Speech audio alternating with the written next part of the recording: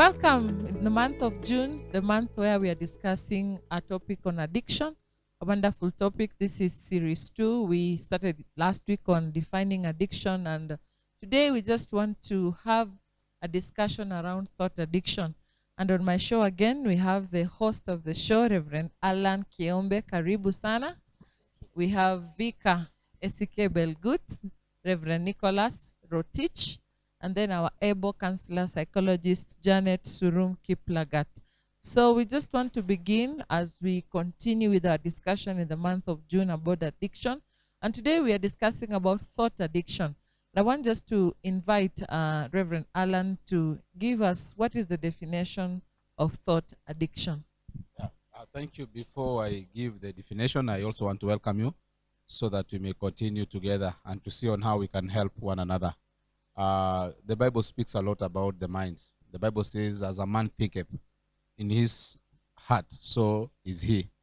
That the mind determines the personality, the person that we are. Number 2, again, Jesus speaks and tell the people in the book of Ephesians, the people are told that let this mind be in you, the same mind that was in Christ.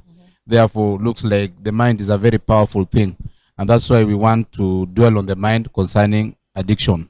So thought addiction is an addiction that that attacks the mind. And I got it somewhere that says it is a development of habitual thought pattern to one or more thoughts, returning thought that is not helpful. Thoughts keep on coming, keep on coming. You don't want them, but they keep on coming. Sometimes you want them, but they keep on coming until they preoccupied the mind. It is keeping on thinking about something or some situation throughout until to the level that even when you don't want to think about it, you keep on thinking about it. You have lost control of what you are thinking. You don't want to imagine it, but you keep on imagining it. That's what we are speaking about, thought addiction. Thank you. Thank you. Yes, Vika, do you have some definition around addictions? Thank you. Happy to be here again, and also to think about thought addiction. But then, as has been defined by Reverend, is that it has got to do with mind and the thoughts and the things that happen within the mind, which influences behavior in terms of how a person is behaving. And so it is said there could be a thought, an idea within you, and when you contemplate about it, and also when you operationalize that idea, then within the mind, then it influences how you are acting. That is what I think for now. Thank you. Janet, is there any addition on definitions of thought addiction? First of all, thank you for having me here again. I appreciate this opportunity. I would just add something else. Apart from it being an uncontrolled negative thinking, I would say that it can be viewed in 2 ways. It can either be continuous or it can be continuous based on a situation. So when this situation arises, this is how I think. When this other one arises, this is how I think. So that's also an addiction of some kind. What happens when I fail? Every time I fail, what are the thoughts that come to my mind? Yeah. Okay. Interesting definitions from the panelists, and we want us to continue to discuss thought addiction. And what are some of the examples that we might want to discuss this day concerning thought addiction? Because when this is a rare field that people talk about, we talk about addictions in terms of drugs, but again, we've discovered their thoughts. What are some of the examples that will help us understand in this topic on thought addiction? Yeah. Before I come there, maybe I want to add something. When we speak about thought addiction, another simple term is when you are ruled by some thoughts. When a certain thought rules you or controls you, you don't have power over it. It rules you. It decides when to come and when not to come. Number 2, I would also want to say, we call it thought addiction, and we treat it as a negative feeling, a negative emotion, because it normally causes some feelings. A thought without causing a feeling is nothing. but because it causes some feelings, and those feelings now bring negative result again, that's what also qualifies it to be a negative thing. And it can cause a feeling that can affect the normal flow of your life, or it can cause a feeling that will deviate you from a normal flow of life. So one of the things that I would want to say as the first example, I want to speak about fantasy as one of the thought addiction. And when I speak about fantasy, I speak about imaginations. Sometimes you just entertain yourself with some imaginations. The one that people normally say building castles in the air. It can be sweet imaginations or bad imaginations. Someone can be having fantasies of imaginations, can be having imaginations of being very rich. Every time he sleeps, he just imagines that, or being very successful, or having a very good family. Someone can have imaginations of pain. Every time he thinks about pain. So that's what we call what? Fantasy. And many people are living in fantasies, and that's why they spoke about building the castles in the air. That's why you would hear a parent telling a child, instead of waking up, go to work, you are building castles in the air. So it's a negative emotions that affect. It can affect the realities on the ground and causes you to live a lie. Secondly, I would want also to speak about rigid thinking as another example. Maybe I can do three. Rigid thinking. When we speak about rigid thinking, is a thought pattern whereby someone only thinks about one way of doing things. There is no room for another way. Their mind is fixed on that way. You come to them, it's about that way. They get there. It's like a dinosaur mind, a mind that is only fixed and fixed. If any other things come that does not follow that pattern, is wrong. If anything comes that does not follow that pattern, is offensive. And this kind of thinking normally creates a lot of problem with other people, because this one thing, this is the only way of doing things. There's no room for others to think about the other way. And lastly, I can touch, because I know all of us will do it, on obsession. Actually, obsessional thinking. And you can discover meaning of obsession is to be, the mind is over preoccupied with certain thoughts. It is over preoccupied with certain thoughts. Certain thoughts have invaded the mind, taken it over, and it just refuses to go away. So even if a different thing comes in front of you, you cannot see it. You are only seeing what is in your mind. Even if I tell you another thing, you cannot hear it. The only thing that you're hearing is that which is in your mind. You become obsessive of it. And this is when we come to drug and substance abuse, you'll discover one is obsession. That's why even if you beat somebody, they will still go and drink it. The external world does not interfere with what you are thinking. Obsessive thinking, when we speak about obsessive thinking, is those pattern have built in somebody's mind to the level that they keep on invading the mind and ruling over the mind, and mostly they are distress in nature. They are distressed in nature, maybe out of trauma or some other situations of life. Maybe my colleagues will dig deeper. Thank you. Vika, any other example of thought addictions? Yes. Let me, before I mention one, is that it's still vitally important to know that we are handling an issue to do with mind and the operationalization of that mind and the ideas that come and what influences that mind. And in this case is that when we naturally we are created to think, yeah, and we cannot control we cannot control our thinking. We just think naturally. Even if you think, be it straight or you are thinking in whatever way that you are thinking. But then we do have values that govern our thinking. And in this case is that when we are talking about thought addiction, is that we are talking on negative terms, that there are those thoughts that we overthink. There are those ideas that we operationalize that are detrimental to our behavior. And so in this case, if we talk about, for example, is mentioned fantasy. And fantasy is something which is a kind of an abstract. It's not real.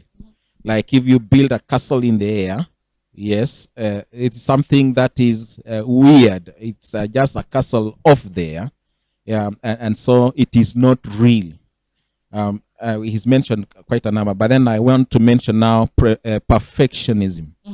And perfectionism is that like when we think about values, and one of the values like perfect, and talk about cleanness, talk about smartness, talk about everything. And so a person is obsessed so much on being perfect, so much so that they overdo it. They overdo it. In fact, it is a kind of a disease. Yeah, when we think about perfectionism. Have you seen some people washing dishes and they overdo them? In fact, they draw a lot of water and using a lot of water to wash dishes, and so, or even to bath. It's like they've not attained that ultimate cleanliness, and so they continue overdoing it. Or even in terms of looking smart, for example, they can continue overdoing their hair or whatever it is, so that they present themselves as perfect. Or even in terms of behavior, when they are behaving in a particular way, which can be said moral, they sometimes also overdo that kind of behavior, morality. If it is chaste, for example, chastity, or holiness, yeah, there are those people who really behave in a particular way, so much so that they are removed from human interaction, because they of an idea that they are they want to be perfect. And so this is a complex thing that we may want to discuss here. And so when we talk about perfection addiction, as one of The thought one of the thought addiction is that it is something that is good, but then overdone almost beyond our reach as well. Yes. Maybe this is a type of people. Nothing is good enough. Nothing is good enough. Yeah, they keep on making demands which are very high. Yeah. Yes, Janet. So in addition to what they've said, I remember earlier on I said that some of these addictions are situational.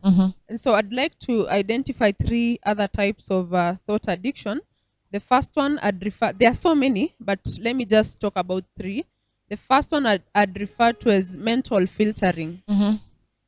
In mental filtering, we have 2 kinds of people. We have people who have negative filters, meaning out of any situation, a very good situation, a very beautiful wedding, they will identify a fault. Yeah. So everything is okay. Everything is okay, but that 1% that is not okay, or maybe even 0 point, a negligible one, they will focus on that. And then on mental filters again, we have people who disqualify the positive. For example, they get comments. They get comments from an examiner or things like that. The examiner says that you've performed excellently, but down there it has been written, but rectify this and this. So they ignore everything there and then focus on The rectification. So it is disqualifying the positive. And then we have this other group of people who are called catastrophic thinkers. And these thinkers are of 2 types. We have magnifiers and minimizers. So magnifiers, they exaggerate a situation. For example, today looks like it's a bad day. Today is a bad day because it rained. And so they say rain brings this, and so the whole day will just be bad. They have magnified the whole situation. I hope someone is getting what I'm saying. And then we have these people again who are called minimizers. Minimizers. Yeah, minimizers. So minimizers will choose to see, will choose to lessen their success, something like that, or someone else's success. For example, the child of this man got a 410, you see? But anyway, many people have gotten 410. This one is not the first one. You see, it looks like a very innocent comment, but it is a type of addiction to always minimize. They say even the exams were stolen. Yeah, the exams were stolen. Akili ya huyu haifiki hapo. The exams must have been stolen. And then we have these people, again, who have this thing of jumping into conclusions. I call someone, they don't pick up my phone, and I'm already figuring out what they are thinking about me. You see? I meet with you, you don't say hi to me, and then I already make my assumptions about what is in your mind. And that assumption becomes my reality. And then we also have these people who label. They have labels, you know, more of stereotypes. So they say people from this are like this. When I talk to people from this place, they are like this, you know, labeling. And they really believe. And that labeling is actually a thought addiction that leads to this thing that we were talking about of being told don't marry from where. Stereotypes. Yeah, stereotypes. It is as a result of thought addiction. And then lastly, but it's not the least, blaming. Blaming others for your misfortunes, blaming others for things that come your way that are not good. Some people are just addicted to blaming. Blaming even something that is clearly their mistake, they would not interpret it as their mistake. Yes. Wow, interesting. Yes, Reverend. Maybe there's a repetition. Repetition also as a thought addiction. And repetition is someone keeps on thinking the same thing every time. And sometimes they are very unconscious. And even when they tell you the story, it's the same story every day, the same example every day. Here comes, here goes. Repetition that I am suffering because of this. Next time I'm suffering because of this. So again, it's an addiction of in the mind, whereby a certain thing has remained forever, keep on repeating itself. Well, maybe as you'll be going deep, you'll discover this one could be the cause. The thought addiction could be the cause of many social challenges that we are experiencing. Like when we speak about fantasy, we are speaking about somebody living in their mind. You live in your mind. You are not living outside your mind. So every other thing that you are doing, the thrill is in the mind. Fantasy can be the cause of things like masturbation. Fantasy can be the cause of things like you discover people are cutting themselves to feel some pain. Fantasy can be the cause of situations like somebody goes and decides to watch pornography. They are exciting their mind to live that thing. They live higher in the air there. So every time you want to deal with vices like masturbation, vices like pornography, anytime you want to deal with these things that even you don't understand why somebody is doing this thing, you need to come to the thought. You need to deal with the thought. The demon is in the thought.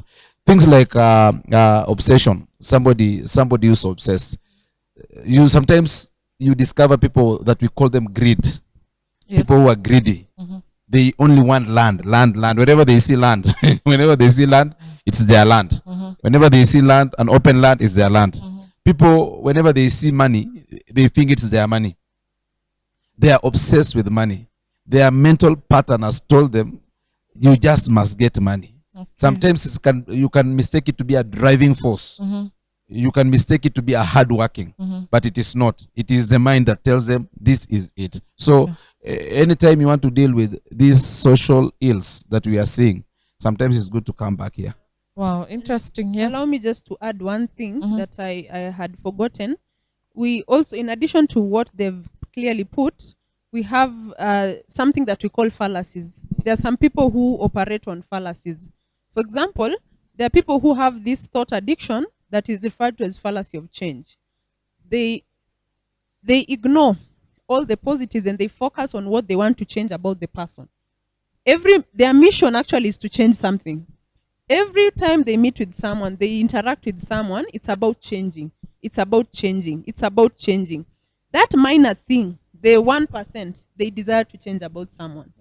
So they don't focus on the rest. And then we have these people again who are controlled by the fallacy of fairness.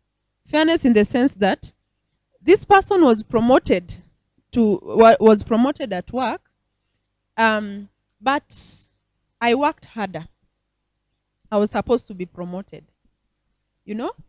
So life is not fair. So they operate, the fallacy of fairness, they operate on life is not fair principle. Life is not fair. Life is not fair. Life is not. And again, there are people who say life is fair. You see? If you keep saying life is fair and life is not fair, it's still polarized thinking. And then lastly, we have these ones the fallacy that we refer to as heaven's reward fallacy. That you believe that you're good. I know it is not in agreement with my beliefs, but this I must say that if you don't take care of it, it becomes an addiction, a thought addiction. That I will be rewarded. You believe there is a greater reward somewhere else, even when you deserve that reward now and here. You console yourself. You don't stand up for yourself every time. You say, I will be rewarded. There's a reward that is coming from heaven. Yeah. So when you're addicted to such a kind of thought, again, it is This one informs the suicide bombers. Yes. It informs those people, the cultic people that go in a place and they burn themselves because they will be rewarded. Yeah. Yes. You escape, and that is what I mentioned earlier on. You escape from this reality, and you are obsessed so much. You really want that there is a pie in the sky when I die, kind of ideology. You know, in thoughts, you don't live in this real world. Yeah. You live in your thoughts, but you want every other person to live in that thought. So you are in conflict with the world because everyone is not living in your thoughts. Yeah. Interesting conversation we are having today, and I want us just to continue from types which are very well articulated. Just want us to discuss what are some of the causes, what are some of the things that lead people to have addictive thoughts, what are some of the things that lead people now to begin having thought addiction. Janet. I would mention two, and then they would say the rest. So I would first talk about If the rest are there. traumatic experiences, you know. By then, most of us, our thinking, our ways of life are shaped by what we have gone through, more especially the negative things that we have faced that have really, they have changed who we are. And so if you've been through a traumatic experience, every time you have this negative, the thought addiction, which we have clearly outlined, you're supposed to go back to your past, you know. Supposed to go back to your past and assess yourself, what happened to you. Actually, the question is, what happened to you that makes you think this way? And then again, some things are not really traumatic, but they are life experiences. So the experiences that you have gone through inform how you think. They inform how you think. And of course, some thought addictions are just habitual. It is just your way of life. You have chosen to live that way. Yeah. Thank you. So habits and trauma. Vika. Yes. When we look at the causes of this thought addiction, for me, I want to look at it in terms of there are causes and there are also effects. But then it can be, some of those causes can as well be the effects of the same. Because if we were born, well, and of course we were born and we should be thinking.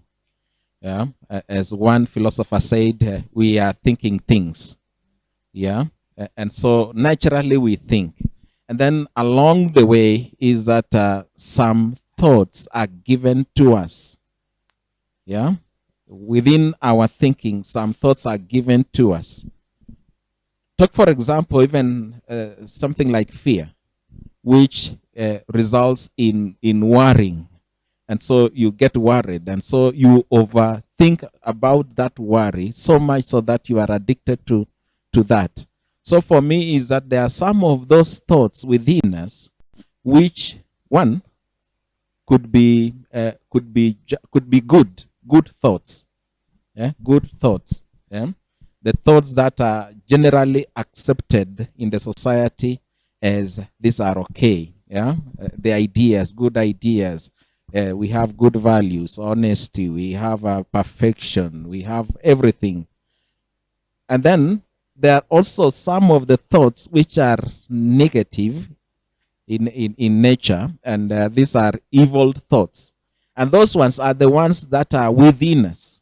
Within us, we are inherently evil and finite beings. Yeah, we are human beings. We are not as holy as God. Yeah, and so because of our fallen nature, is that we are prone to think negative, to think evil. And so those are some of the causes, because sin is in the world, and so we think. But then also along the way, the cause is that we are exposed to some of the thoughts, and I want to call it evil thoughts coming from outside. We are exposed to, say, pornography. We are exposed to something which is weird out there, which is not generally accepted. And so it causes us to think. And also when we overdo that which is planted within us, and already we were predisposed to it, then we get into more addiction and addiction. Yes, Reverend. I would, number one, I would speak about frustrations in the outside world, in the life, in the outside life. Meaning that some people go through frustrations in their normal day-to-day lives. They don't get anything good. Every day frustrated. Some have been rejected. Some have been violated. Some have been abused. Some have been abandoned.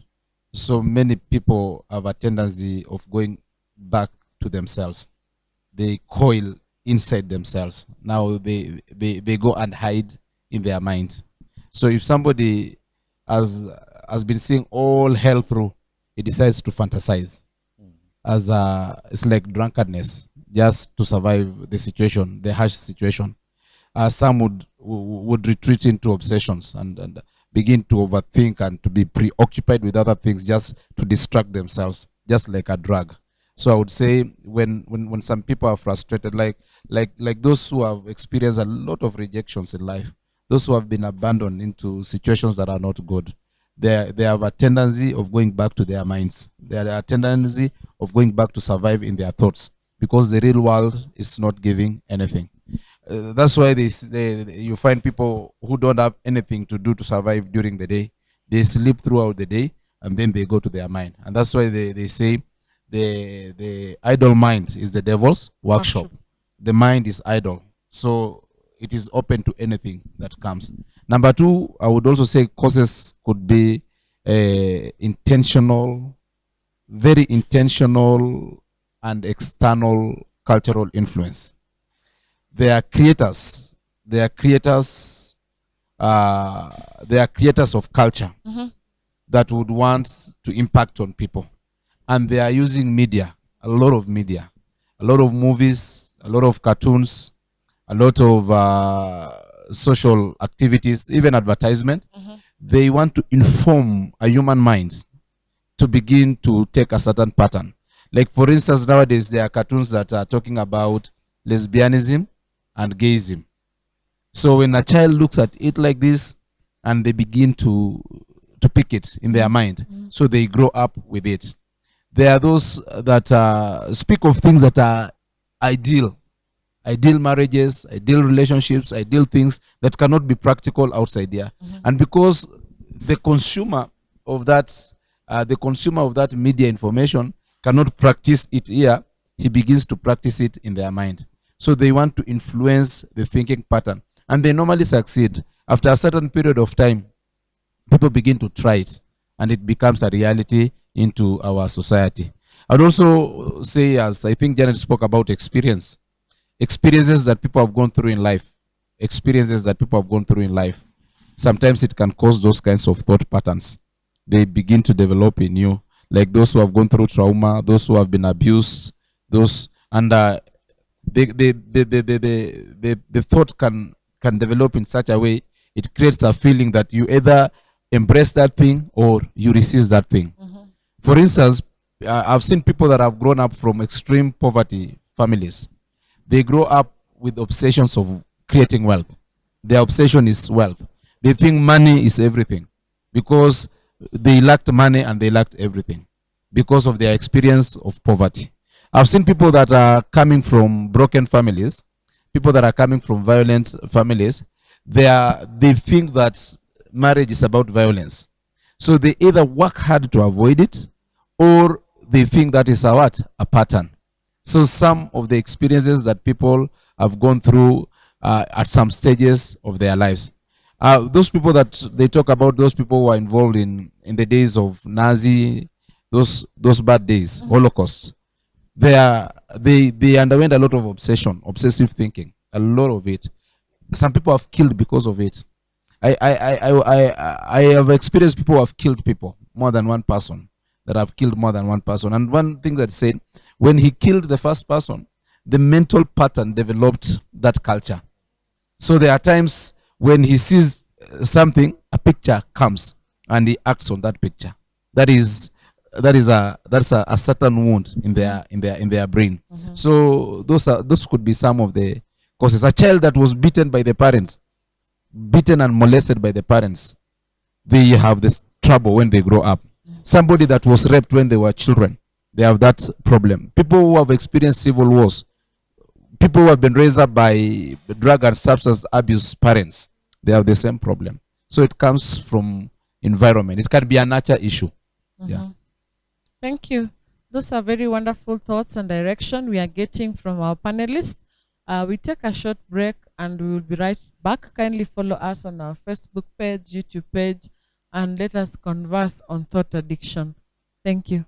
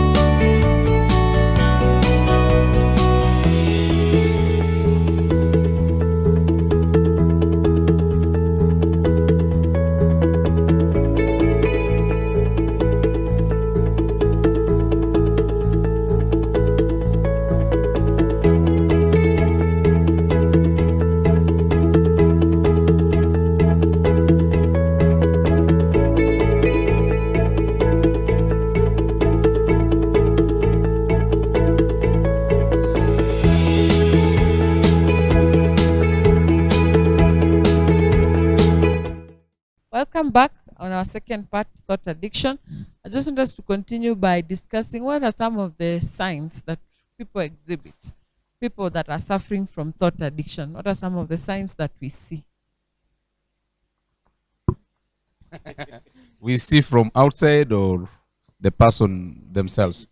Whichever way. Okay. Let me try. Mhm. So okay, not try actually. Let me say it. You are probably suffering from thought addiction if you think more than you live. So if your life is more about thoughts than living, by living I mean being in the present moment. Like you see, we are here now, the four of us. But if someone is suffering from thought addiction, they are thinking something else that is not here. Like? Just random. Someone could be thinking about what will be cooked for dinner. You see, those are thoughts. And if at all someone is not yet a thought addict, it is a road to thought addiction. So if you're thinking more than you're living, we call them racing thoughts. If your mind is one thought after another, after you handle this in your mind, you go handle another one, and you're performing daily duties just because you have to, then probably you're heading towards thought addiction. Again, if you're a person who entertains your thoughts, not if you're a person who entertains your thoughts, for example, a thought like you're a failure comes into your mind, and now you capitalize on that. You not only entertain, but you take that thought seriously. You take it. It is true that I'm a failure, and you act like a failure. Whenever you take your thoughts seriously, then it means that you're an addict of thoughts. Again, another sign is when you entertain thoughts that are harmful to you, or they hurt you, or they cause you pain, or they cause you discomfort. Whenever you have an experience, for example, what Pastor is talking about, the traumatic experiences, the issues with civil wars, etc., and you get those thoughts and you entertain, no matter how hurtful, painful the memories are, then you're probably also a thought addict, or you're heading towards thought addiction. So basically, if you're not living in the present moment is what God has given you right here and right now. If you're not here in this conversation, if we are not here, then we are probably addicts of our thoughts. Interesting Yes. way of detecting a sign. Yes. Yes, another sign I believe is that when we always drift into thoughts, deep thoughts, and we are really absent. People talk about being absent-minded. In the real sense, people who are absent-minded actually are following so much of thoughts than they are their physical.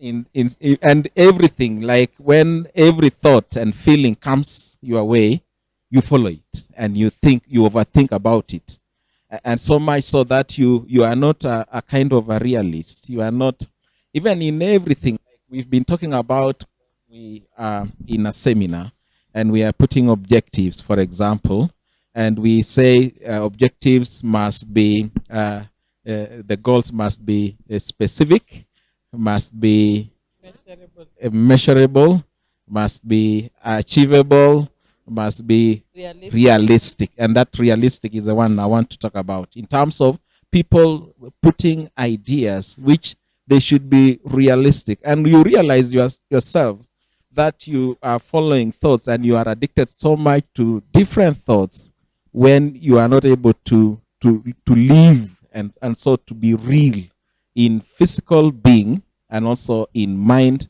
and in spirit. So we must actually bring our thoughts and behave our thoughts. But then in this case, one sign that we are really addicted to thoughts is when we are not even able to control our thinking and stick measures. And maybe I ask you, is it okay to be absent-minded? No, it's no, just not yes there. or no. Well, in this case, it's not bad to be absent-minded. Mm-hmm. It's not bad. It's okay. Yes, like we've been saying, it's okay. It's okay not to feel okay. And so when you become absent-minded, then we must be ensuring that having been absent-minded, you need to come now, here, so that we can synchronize and say, how do we behave in a more correct way? And correct in this case is relative. And I think to be absent-minded is an excuse of, it's just an excuse word. There is no time any human being can be absent-minded. To be absent-minded means that your mind is not present here. It is absent from here, where we are. Yeah. So it must be present somewhere else. It is preoccupied with other things. And that's why we are saying it could be one of the signs that this one is having some other thought addiction, or he may not be having some thought addiction. To be absent-minded is, we are talking about a thought addiction here, and you are here with us, you are talking, we are asking you, and then we discover, you say, you, it's not that you are blank in your mind. You are not blank. You are somewhere else, thinking about something else. Then, Pastor, it means you are absent-minded. You are not concentrating on what was there. Yeah, at you that are time. absent-minded. So, Your mind was this absent mind. here, From here. but Yes, your mind, this mind. your mind was never blank. No, it wasn't blank. Yeah. Yeah.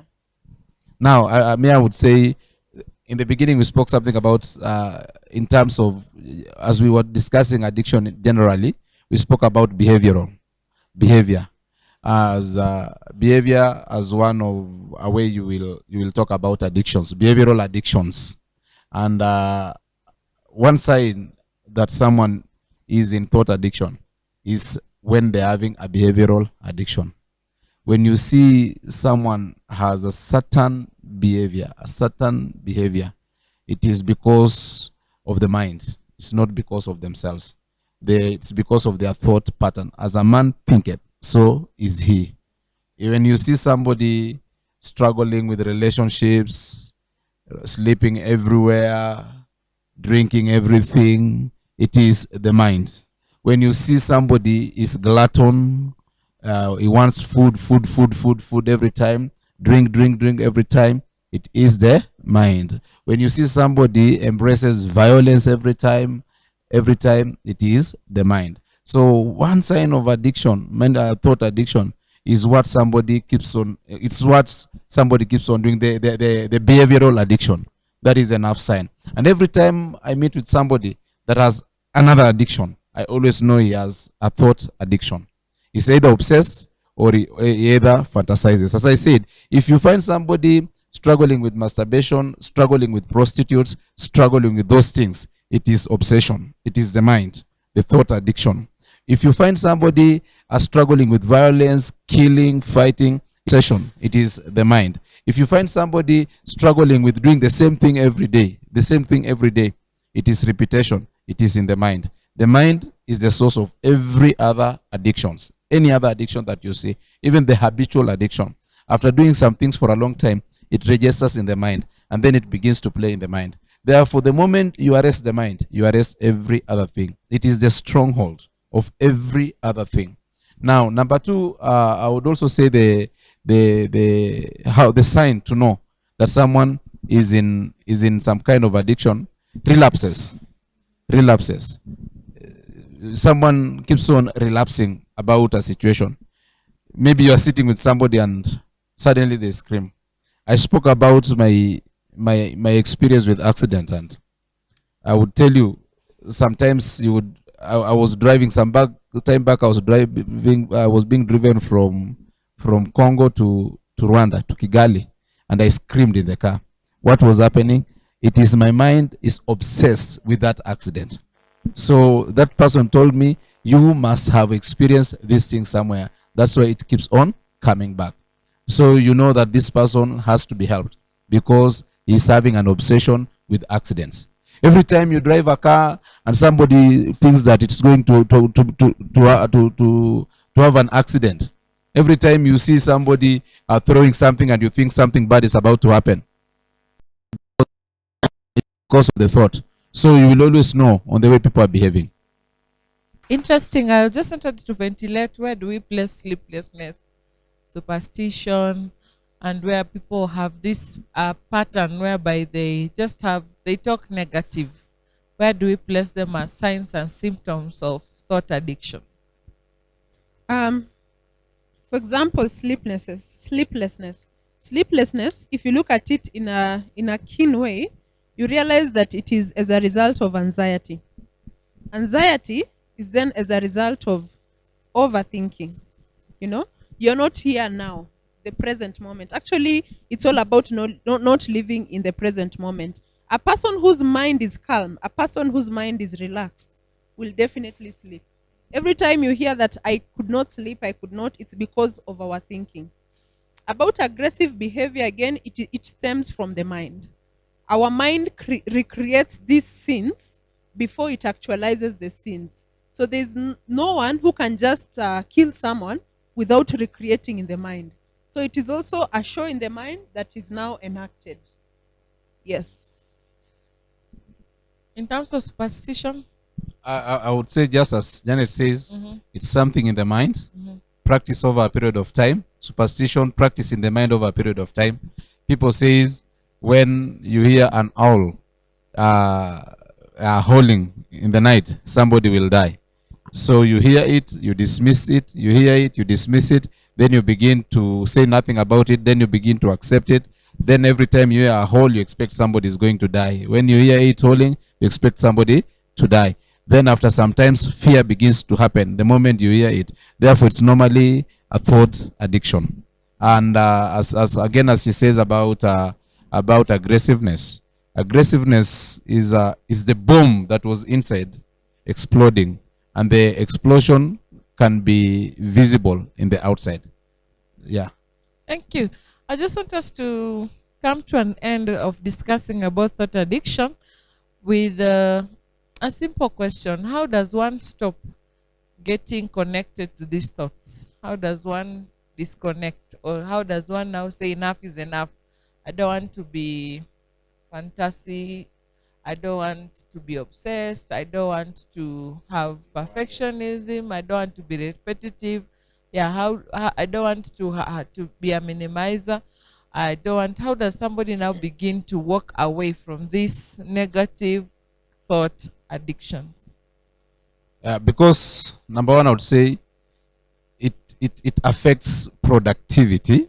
Thought addictions affect productivity, because if you don't sleep at night, you are thinking. Surely, in the morning and during the day, you will be affected. If you fantasize, whatever you are doing, it affects productivity in relationships, productivity in economy, and in other areas. Therefore, it's a vice. And if something is a vice, you come to a place and you have to acknowledge that I am having a problem. I am sick here. It begins by acknowledging that I have a problem. And somebody can bring that awareness, or personally, you may get that awareness. Number two, to acknowledge is to reconcile with where you are. I have a problem here. Number two, most thought addictions, they build as a habit. They are also habitual in the way they are building. After doing it severally, they become normal and you begin to respond to them. We start again the process of breaking the habit. And it's normally a violent and forceful process. Beginning to refuse to do some things prayerfully. I'm just not going to think about it. Sometimes you backslide, sometimes you don't backslide. And we say, if you are able and you seek help, you become accountable to somebody who is helping you. And some people say, if you do it for more than 21 times or more than 21 days, the habit is broken. Number three, some can be tough.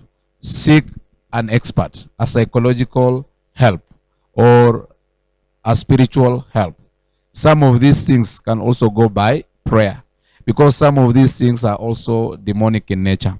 And the best example is Eve in the Garden of Eden. When the enemy gave her the fruit, she saw it, and in her thought, she says it is good. So she began to respond to her thought. So sometimes look for a spiritual solution, and mostly prayer. Prayer and counseling, they work together so well. Fill your mind with the word of God. Fill your mind with the Bible. I would say, follow what Jesus says. Do not conform to the pattern of this world, but let your mind be transformed, be renewed by Christ himself through the reading of the Bible. So I would actually say those are the areas. You just say this thing is bad, I don't want it. That is the first thing, realization. Yes, seems only, yes, it can be the only way out, because we are talking about thoughts of a person, and how they overthink on any aspect. And we can seek that spiritual solution. We can seek, it's a psychological thing, more psychological. And so we need maybe a psychological counselor to help a person to undo the thoughts, or even to moderate the thoughts, because we are not talking about the thoughts that are negatively wrong, but then we could be talking about a thought which is a good idea, but then you overdo it until you are not a realist. You are not a person who lives in body. So you are just your thoughts. So for me is that we will need to pray if you are one person who is really addicted to thoughts, and every thought that comes your way, you really think about it and contemplate about doing more and often. So you need to really moderate that, and by linking you to a spiritual counselor as well as one psychological counselor, and then we have a way out. Thank you. Janet, how does one disconnect from these negative thought addictions? Okay, first I would let our viewers know that thoughts are part of life. We have to think in order to live our day-to-day lives. We have to think in order to survive. And so I call for a change, cognitive restructuring on how we view our thoughts. How? I want us to realize that we are not our thoughts. We are not our thoughts. Our thoughts are visitors. They are guests. When a guest comes to your house, they do not stay for long. They may stay for a day or some hours and leave. So the same case to our thoughts. And so we should come with this understanding that whatever we think about, whether we are overthinking, we have negative thinking, we have magnification, minimization, we are not those thoughts. Again, when we realize then we are not those thoughts, whenever these thoughts come, don't resist them. I'm sure I'll just a bit contradict our men of God, but don't resist the thoughts that come to your mind. Recognize that these are obtrusive thoughts. These are thoughts that are not acceptable. The moment you start thinking, examine your thoughts. Examine your thoughts. Remember, there's a philosopher who said an unexamined life is not worth living. So examine your thoughts. Examine every time, whatever kind of thought that comes into your mind, examine it. And then allow it to be in you. But not, the catch is, give it time. If it is, you say, I'll think about this for 5 minutes, let it be 5 minutes. Actually, for reframing our thoughts, we give time. We say that every time this thing will come to my mind, I will not spend more than 10 minutes thinking about it. So in the course of your day, after recognizing that you're not your thoughts, set aside time to think. Thinking and reflecting. And be careful that this thinking now does not translate into what we've talked about as thought addiction. So 2 things here. Recognize thoughts as visitors. Accept them, but let them not stay because they are visitors. Give them time, and then they will go. That is how the journey to healing. Interesting. What about we've talked about habits, and I think there's when it comes to pornographic content, people watch. So for you to stop thinking about it, there are some things you need to stop watching, stop reading, stop interacting, stop talking about. You know that these people are so sensual. They will just want to talk about something time and again. So it is good for us to now disengage with a relationship or disengage with an activity that leads you into that thought process again and again. And I think that one will help us to break away from fantasy, break away from obsession, break away from rigidity, break away from repetition, and also fallacy. And it will help us a lot. I just want to, just a small question. This maniacs, have you ever heard of maniacs? We have somebody called kleptomaniac, and we have other maniacs. Kleptomaniac is somebody who has an impulsive desire to steal. Those shoplifters. And we have we have sex maniacs, we have drug maniacs, we have blood maniacs. We have so many maniacs. That is impulsive desire to do something that is beyond your control. Could it also be as a result of thought addiction? No, it's not. Actually, it is a mental disorder. Manism is a mental disorder. Because you find they are so broad. You've talked about some. In fact, we have also some who have this manic, forgotten the name, but of stealing undergarments. You see? So it is a mental disorder. It's no longer a thought addiction. It is a mental disorder. Okay, that's a mental disorder. We call it witchcraft and sorcery. Somebody who has been really pushed into a corner. It is a bad behavior that has taken a toll order. Somebody's possessed. It's a demon possessed. Yeah, it's a possession. You are possessed. So interesting. Run for prayer. Maybe we wrap this show with a word or two just to encourage people who are suffering from thought addiction. A word of encouragement, because it's something that we don't talk about it, but it is there. We can begin with Janet, then Vika, then Reverend Allan. My encouragement to you is that you are not your thoughts. Let them come and go. They are visitors. But some visitors stay. Don't let them stay. A visitor does not become part of the family. They just Don't come take- and go. Don't take their rent. Yes. What are your Yes, thoughts, yeah, Vika? yeah. We just want to encourage every person who is watching this program and saying, "Hey, we really need to be transformed by the renewal of our minds." And so, if we have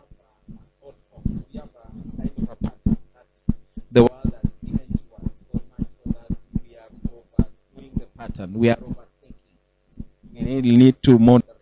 So have the Spirit of God to really give us that self-control, so that we become modest and moderate in our thinking, so that we are having a mind such as that of Christ, that is living in moderation, even though he's fully man and fully God, but then he's able to live within the means of reality and also attain something good with that moment.